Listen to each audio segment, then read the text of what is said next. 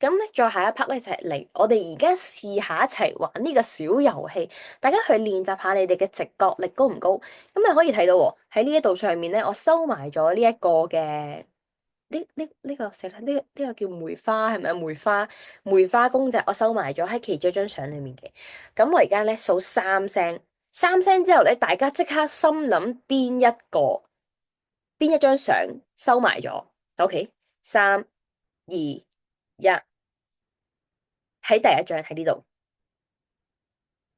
大家有冇估得中？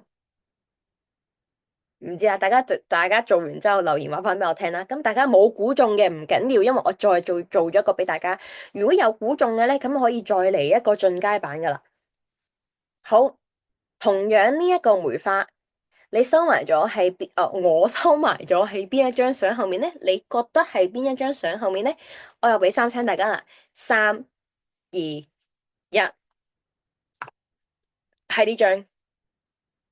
喺張黃色裙嘅靚女嗰度，有冇見到？喺呢度，係啦，喺呢張黃色裙嘅靚女嗰度，大家又有冇估中咧？如果冇估中咧，如果你兩個都冇估中啊，證明你要練習一下你嘅直覺力，你嘅直覺咧唔係太好，要訓練一下。如果兩個都中咗咧，咁即係恭喜你啦，你嘅直覺咧係非常之好嘅，好敏銳，兩個都中咗啦，咁咧我哋就可以繼續落去啦。